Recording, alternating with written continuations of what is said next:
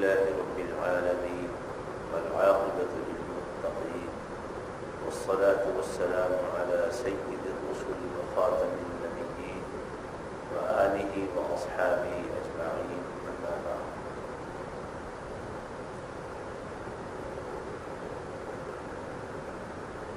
ہماری آج کی گفتگو کا موضوع ہے سورہ فاتحہ، اس کا مختصر معنی و مفہوم اور بعض اس میں تفصیلی نکات ہیں، ان پر غور و خوض کرتے ہیں. اللہ تعالیٰ ہمارا سینہ قرآن کے علم کے لیے کھولے، اس پر عمل کرنے کی ہمیں توفیق عطا فرمائے. اس سورت کی فضیلت، اس کی اہمیت، اللہ تعالیٰ کے ہاں اس کا مقام و مرتبہ اس بات سے بھی معلوم ہوتا ہے کہ یہ سورت نازل ہونے کے اعتبار سے بعد میں اس کی باری ہے، لیکن قرآن مجید میں اللہ تعالیٰ نے اسے سب سے پہلے درج کیا. یہ جو ترتیب ہے قرآن مجید کی کہ پہلے سورۃ فاتحہ ہے، پھر سورۃ بقرہ، اور پھر اسی طرح چلتے چلتے آخر میں سورہ فلق اور سورہ ناس، یہ ترتیب اللہ کی طرف سے ہے. رسول اللہ صلی اللہ علیہ وسلم کو یہ ترتیب بتائی گئی تھی. جبریل امین اللہ کی طرف سے یہ ہدایات، یہ احکام لے کے آتے تھے.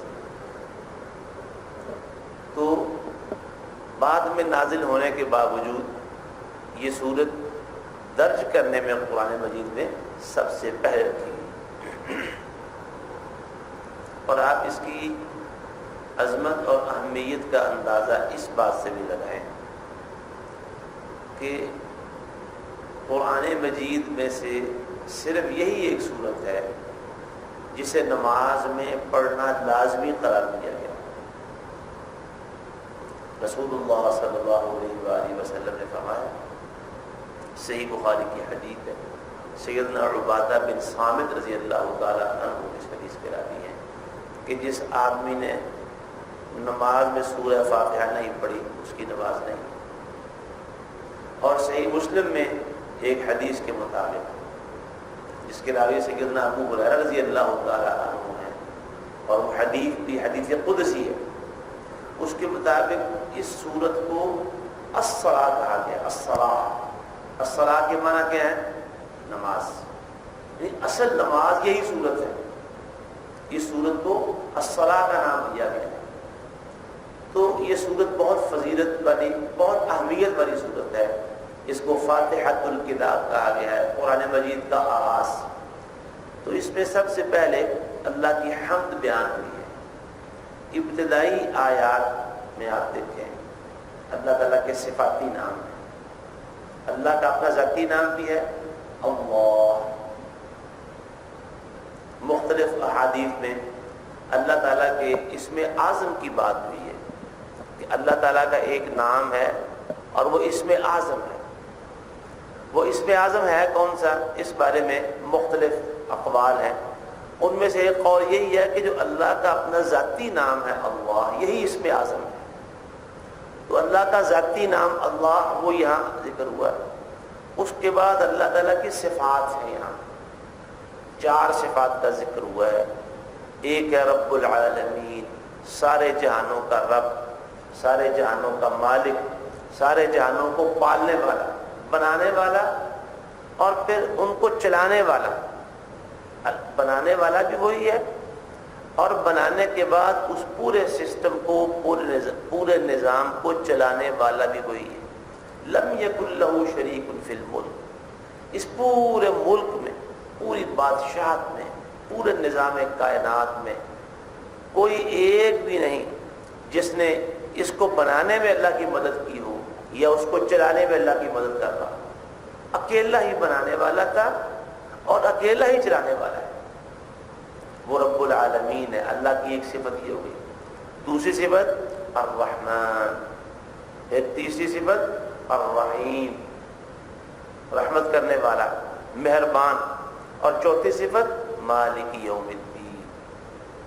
توحید کی 3 قسموں میں سے ایک قسم توحید الاسماء والصفات ہے. اللہ کے ناموں اور اللہ کی صفتوں والی توحید.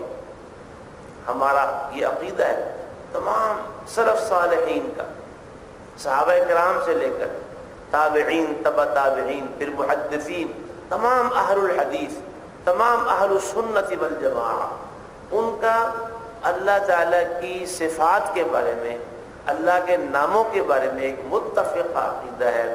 ہم اللہ کے سارے ناموں کو، اللہ کی ساری صفتوں کو مانتے ہیں، ان میں تعویل نہیں کرتے. بہت سارے فرقے، بہت سارے اہل بدعت ایسے ہوئے ہیں جو اللہ کے ناموں اور صفات کی تعویل کرتے ہیں. جو معنی قرآن و حدیث میں ان کے بیان ہوئے ہیں ان سے ہٹ کر اس کا ترجمہ، اس کا معنی اور مفہوم بیان کرتے ہیں. ہم ایسے تمام عقائد سے برات کا اور لا تعلقی کا اظہار کرتے ہیں. تو اللہ کے جتنے بھی نام ہیں اچھے اچھے، ویسے ہیں کتنے نام اللہ کے؟ اللہ کے نام کتنے ہیں صفاتی نام؟ ہاں، کئی دوست کہہ رہے ہیں 99 نام ہیں. مشہور بات یہی، لوگ سوال کرنے پہ نا اکثر لوگ یہی جواب دیتے ہیں، نہیں، اللہ کے نام 99 نہیں ہیں، اللہ کے نام بے حد و حساب ہے. ہاں، وہ 99 والی بات کیا ہے؟ ایک حدیث میں یہ بات آئی ہے، رسول اللہ صلی اللہ علیہ وسلم نے فرمایا اللہ تعالیٰ کے ایک کم 100 نام ایسے ہیں، ایک کم 100 نام ایسے ہیں جو شخص انہیں یاد کر لے یا ان کا ورد کرتا رہے یا انہیں روزانہ پڑھتا رہے، اللہ تعالیٰ اس کو جنت عطا فرمائے گا ان ناموں کی وجہ سے. ایک حدیث میں ان 100 ایک کم 100 ناموں کا ذکر آیا ہے، تاہم اللہ تعالیٰ کے صفاتی نام بہت سارے ہیں. ان میں سے ایک صفت کیا ہے کہ وہ رب العالمین ہے. رب العالمین، حافظ ابن قیم رحمۃ اللہ علیہ یہ فرماتے ہیں کہ بندہ جب نماز میں یہ اقرار کرتا ہے کہ وہ رب العالمین ہے، ساری کائنات کا مالک وہ اکیلا ہے، ہر چیز اس کی مٹھی میں ہے، تبارک الذی بیدہ الملک، بہت برکت والا ہے وہ اللہ جس کی مٹھی میں، جس کے ہاتھ میں ساری بادشاہت اور ساری کائنات.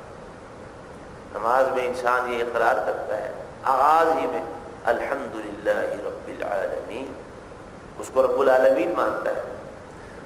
اس کو رب العالمین ماننے کے باوجود بھی اس کے دل کی پریشانیاں، اس کے غم، اس کی فکر بندیاں کم نہ ہوں تو پھر اس نے اس کو رب العالمین کیا مانا ہے. جب یہ انسان مان لے کہ وہی رب ہے، اسی نے پیدا کیا ہے اور اسی کا حکم چل رہا ہے. الا لہ الخلق والامر، یاد رکھو بنایا بھی اسی نے ہے اور حکم بھی اسی کا چل رہا ہے. بنانے والا بھی اکیلا ہے وہ اور حکم بھی اس اکیلے کا چل رہا ہے.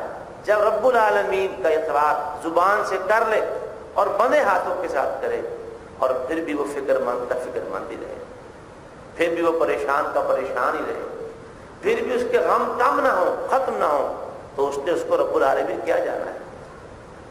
اس کو رب العالمین مانے تو پھر اس کے غم ہلکے ہونے چاہیے، اس کی پریشانیوں کا بوجھ اس کے دماغ سے اترنا چاہیے. اللہ ہمیں بھی توفیق عطا فرمائے. اسے رب مانتے ہیں اور اسے رب العالمین کہتے ہیں تو ہمارے دل پر، ہمارے معاملات زندگی پر، ہمارے مسائل اور مشکلات پر اس عقیدے اور ایمان کا اثر ہونا چاہیے. اللہ ہمیں یہ نصیب فرمائے.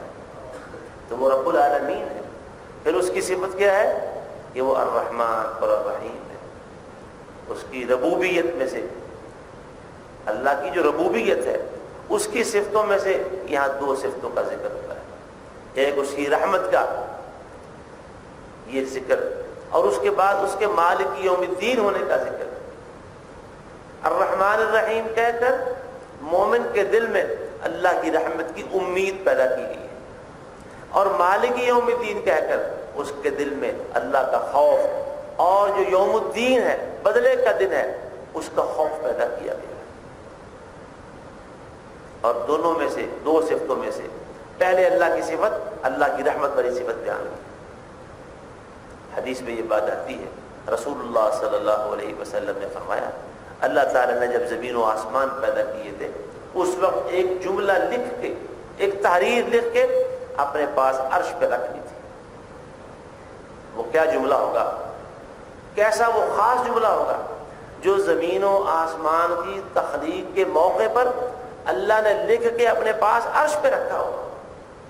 جو تحریر عرش پہ رکھی ہوگی وہ کیا عظیم تحریر ہوگی، وہ کیا تحریر کیا ہے، وہ جملہ کیا ہے، ان رحمتی سبقت غضبی، کہ میری رحمت میرے غصے سے بڑی ہوئی ہے. اللہ کی رحمت اللہ کے غضب سے زیادہ ہے، اللہ کے غصے سے زیادہ ہے. تو یہاں الرحمن الرحیم پہلے رکھا گیا ہے تاکہ بندے کے دل میں اللہ کی رحمت کی امید پیدا ہو اور وہ قریب آئے اللہ کے. لیکن نری امید سے کام نہیں چلتا، جیسے کہ ہمارا وزیر ہے، ساتھ مالک یوم الدین، بدلے کے دن کا مالک کہا گیا. یوم الدین کیا ہے اسے بھی سمجھنا چاہیے. اللہ نے خود قرآن مجید میں فرمایا وما ادراک ما یوم الدین ثم ما ادراک ما یوم الدین، تمہیں کیا خبر کہ یوم الدین کیا ہے. پھر دوبارہ فرمایا کہ تمہیں کیا خبر کہ یوم الدین ہے کیا. یہ جو سوال ہے 2 دفعہ، یہ اس دن کی ہولناکی کہ وہ بڑا خطرناک دن ہے، بڑی پریشانیوں سے بھرا ہوا دن ہے، اس کا احساس دلوایا جا رہا ہے. کیا ہے وہ یوم الدین؟ یوم لا تملک نفس لنفس شیئا، اس دن کوئی ایک شخص بھی کسی دوسرے کے ذرا سا بھی کام نہیں آئے گا، کوئی کسی کا حال نہیں پوچھے گا. والامر یومئذ للہ، اس دن امر حکم سارے کا سارا وہ اللہ کے ہاتھ میں ہوگا. دنیا میں تو جھوٹے مقدمے لڑ کے ایک دوسرے کا ساتھ دیا جاتا ہے. دنیا میں ایسے کئی باپ موجود ہیں، انہیں پتہ ہے کہ میرا بیٹا قاتل ہے، جیل میں ہے، وہ ساری پونجی لگا کے اپنے قاتل بیٹے کو جیل سے نکلوانے کی کوشش کرتا ہے. پتہ ہے قاتل ہے. دنیا میں ایسا ہو سکتا ہے، قیامت والے دن ایسا نہیں ہو سکے گا. باپ بیٹے کا حال نہیں پوچھے گا، خامد بیوی کا حال نہیں پوچھے گا، بچے ماں باپ کو نہیں پوچھیں گے. والامر یومئذ للہ، امر سارے کا سارا اس دن اللہ کے ہاتھ میں ہوگا. تو امید بھی ہے، خوف بھی ہے.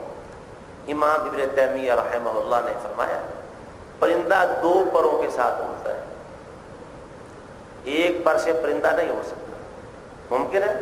نہیں ممکن. اس طرح اللہ تعالیٰ کی طرف جو پرواز ہے وہ 2 پروں کے ساتھ ہے، ایک پر امید والا ہے اور ایک پر اللہ کے ڈر اور خوف والا ہے. جو شخص یہ چاہتا ہے کہ اس کی پرواز اللہ کی طرف ہوتی رہے، اس کا سفر اس پروردگار کی طرف جاری اور ساری رہے، اسے یہ دونوں پر لگانے پڑیں گے، ایک امید والا اور ایک خوف والا پر. امید انسان کو اللہ کے قریب لاتی ہے، اللہ کے احکام پر عمل کرنے پر آمادہ کرتی ہے، اور اللہ کا ڈر انسان کو اللہ کی نافرمانیوں سے بچاتا ہے. پھر اس کے بعد ایاک نعبد و ایاک نستعین، یا اللہ ہم صرف تیری ہی عبادت کرتے ہیں، یعنی تیرے سوا کسی کی عبادت نہیں کرتے، اور صرف تجھ ہی سے مدد مانگتے ہیں، یعنی تیرے سوا کسی سے مدد نہیں مانگتے. عبادت بھی اسی ایک کی، اور جو استعانت ہے، مدد طلب کرنا ہے، وہ بھی صرف ایک اللہ سے کرنا ہے. یہ آیت بڑی عظیم آیت ہے. سورہ فاتحہ عظیم سورت ہے، تو یہ آیت اس میں سے عظیم آیت ہے. ایک اس کی وجہ یہ کہ وہ حدیث قدسی جس کا میں نے شروع میں حوالہ دیا ہے، راوی ہے سیدنا ابو ہریرہ رضی اللہ تعالیٰ عنہ، اور صحیح مسلم کی حدیث ہے. حدیث قدسی اللہ فرماتا ہے کہ میں نے نماز اپنے اور اپنے بندے کے درمیان 2 حصوں میں تقسیم کی. اس آیت جب یہ آیت آتی ہے، بندہ نماز میں پڑھتا ہے ایاک نعبد و ایاک نستعین، اللہ بندے کی ہر بات کا جواب دیتا ہے. یہاں پہنچتا ہے بندہ تو اللہ فرماتا ہے ھذا بینی و بین عبدی، یہ آیت ہے جو میرے اور میرے بندے کے درمیان تقسیم ہو گئی. ایاک نعبد پہلا حصہ اللہ کے لیے ہے، و ایاک نستعین اور دوسرا حصہ بندے کے لیے. حافظ ابن قیم رحمہ اللہ نے یہ بات لکھی ہے کہ بعض لوگوں نے کہا ہے، بعض اہل علم نے یہ بات کہی ہے، اللہ تعالیٰ نے اپنے بندوں کی ہدایت کے لیے 100 سے زیادہ کتابیں نازل فرمائی، 100 سے زیادہ. ان میں سے عظیم ترین کتابیں 4 ہیں: تورات، زبور، انجیل اور قرآن مجید۔ زبور اللہ کی کتاب جو سیدنا داؤد علیہ السلام پر نازل ہوئی تھی، اس میں احکام نہیں تھے، اس میں وظائف تھے، اللہ کی ذکر، تسبیحات اور اللہ کی حمد و ثنا کے کلمات تھے اس میں۔ تو جو احکام والی کتابیں ہیں وہ باقی 3 رہ جاتی ہیں جن میں احکام، شریعت اور قانون بیان ہوئے: تورات، انجیل اور قرآن مجید۔ وہ فرماتے ہیں کہ ساری کتابوں میں جو ہدایات بندوں کے لیے اتاری گئی، ان سب کا خلاصہ ان 3 کتابوں کے اندر ہے، اور پھر ان تینوں کا خلاصہ قرآن مجید میں ہے، اور قرآن مجید کا خلاصہ سورہ فاتحہ کے اندر ہے۔ ام الکتاب ہے، پوری کتاب کا نچوڑ ہے، پوری کتاب کا حاصل ہے۔ چونکہ یہ پورے، اب ہر بندہ نماز میں پورا قرآن پڑھ سکتا ہے، پورا کے آدھا بھی نہیں پڑھ سکتے، آدھا کیا اس کا چوتھائی حصہ بھی نہیں پڑھ سکتے۔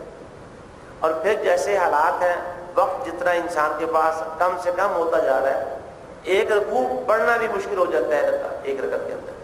لیکن سورہ فاتحہ ایسی سورت ہے جو پورے قرآن کا نچوڑ خلاصہ ہے۔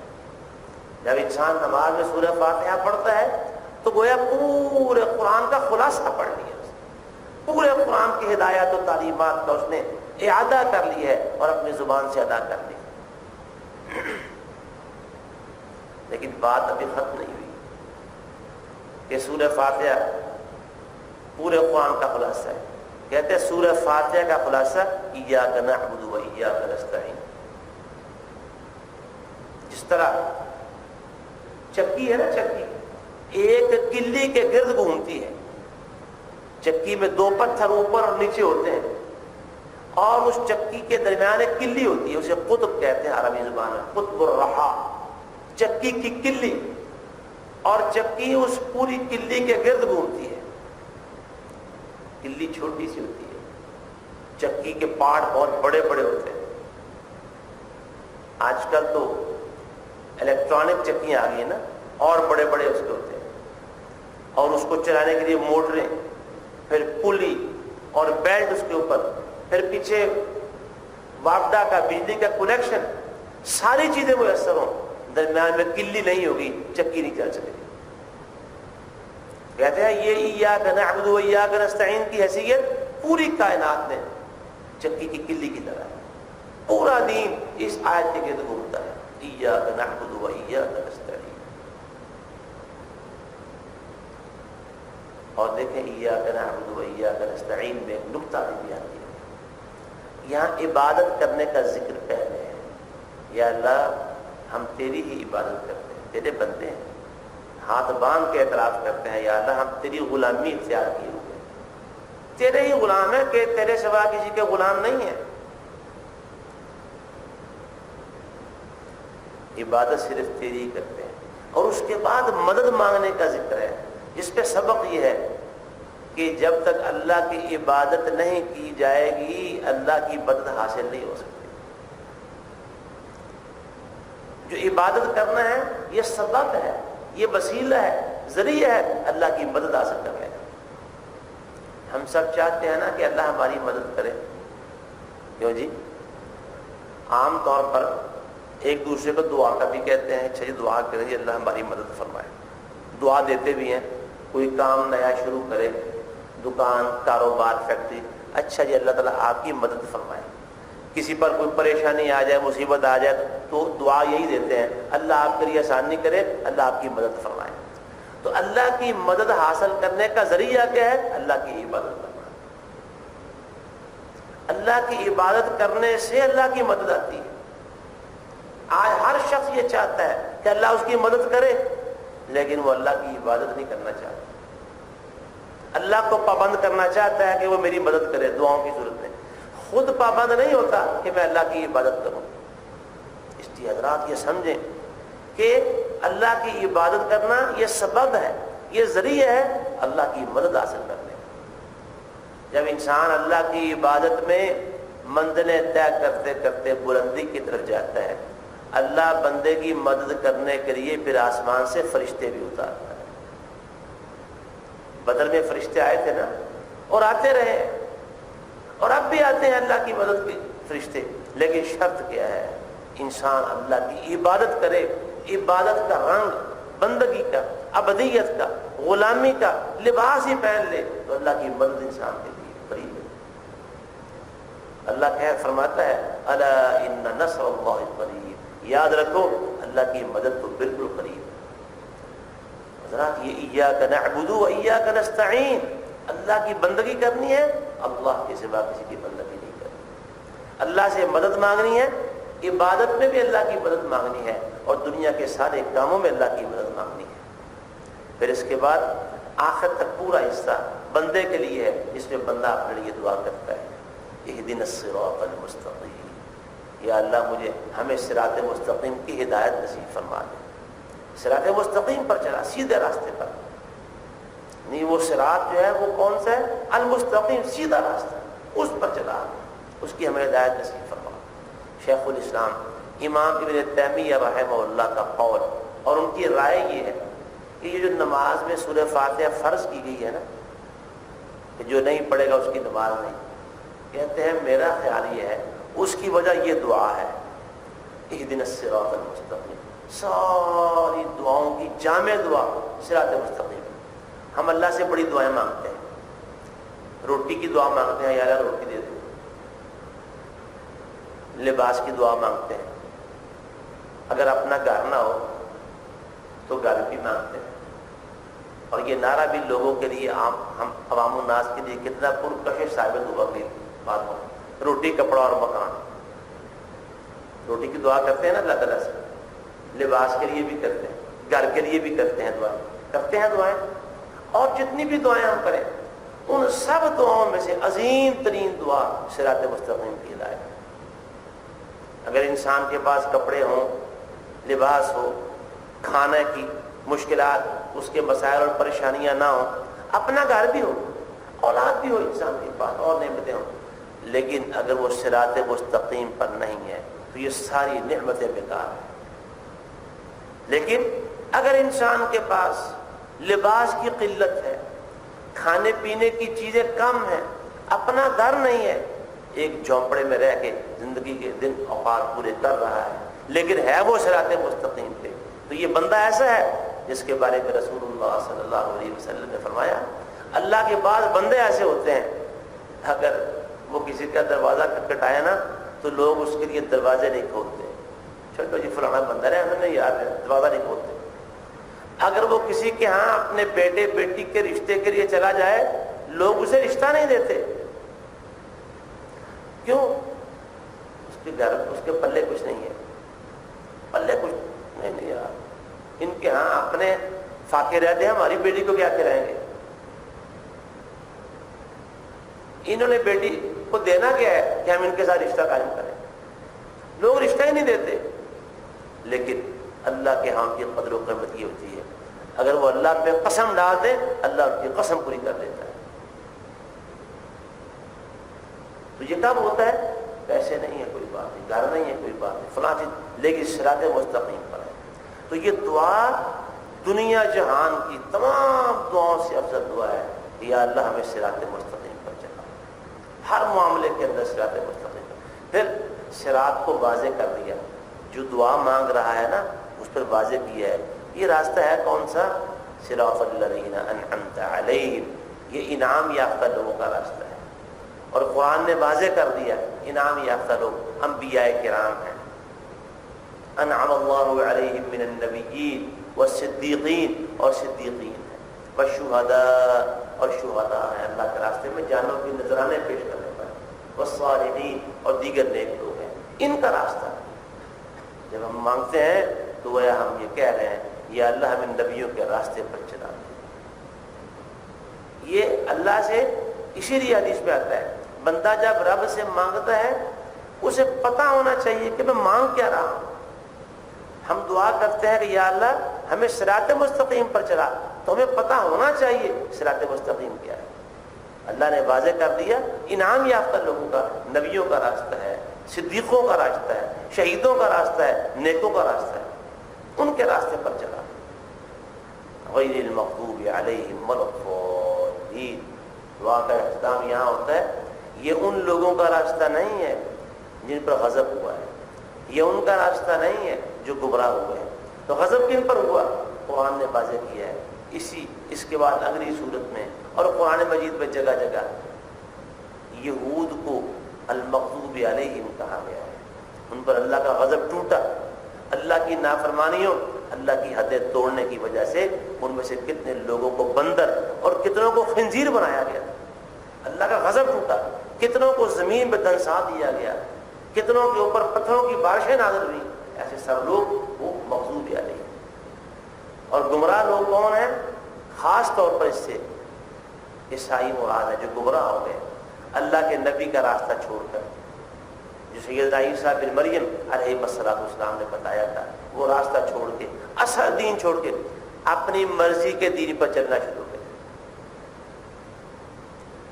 یہودی اللہ کی حدیں توڑتے رہے، اور عیسائیوں نے کیا کیا؟ جو راستہ دین کا اللہ کے نبی نے بتایا تھا اس راستے کو چھوڑ کے اپنے پاس سے گڑھا ہوا راستہ اپنا لیا۔ اور ہم اگر اپنے دین کی تعلیمات کے حوالے سے کہیں گے تو گویا انہوں نے بدعات کا راستہ اپنا لیا۔ قیامت والے دن رسول اللہ صلی اللہ علیہ وآلہ وسلم کے پاس جب وہ لوگ آئیں گے جن کے عذاب وضو کے نشانات کی وجہ سے چمک رہے ہوں گے، آپ ان کے استقبال کے لیے آگے بڑھیں گے تو دیوار حائل کر دی جائے گی اور کہا جائے گا کہ نہیں، آپ نہیں جانتے کہ انہوں نے آپ کے بعد آپ کے دین کا حلیہ کیا بگاڑا۔ پھر آپ کہیں گے اے اللہ ان کو میری آنکھوں سے دور لے جا جنہوں نے میرے بعد میرے دین کو تبدیل کر دیا۔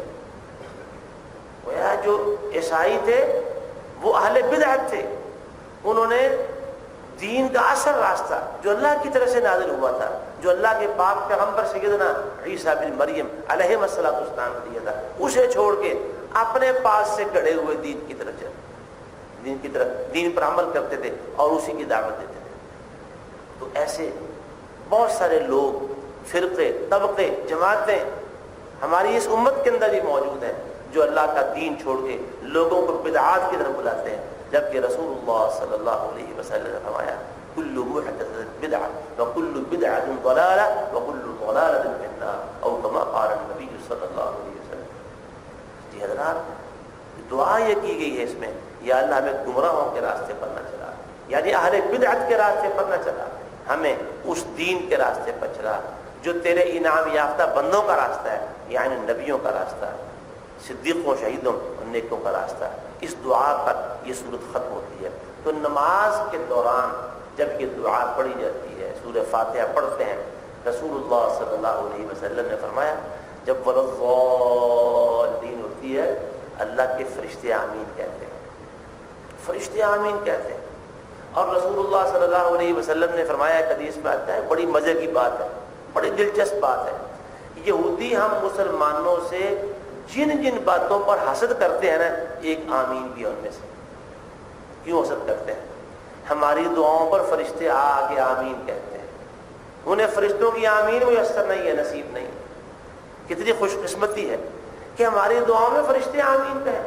اسی لیے آپ صلی اللہ علیہ وسلم نے فرمایا من وافق تامینہ تامین الملائکہ، جس کی آمین فرشتوں کی آمین سے مل گئی، اللہ نے اس کے پچھلے گناہ معاف کر دیے۔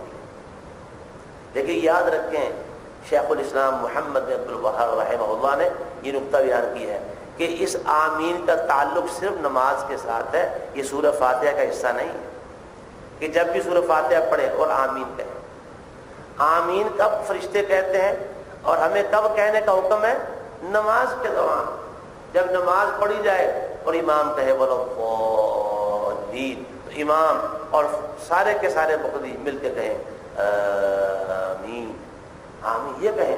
یہ نماز کے دوران ہے، یہ سورہ فاتحہ کا حصہ نہیں ہے اور نہ عام حالات میں پڑھنے کا حکم ہے۔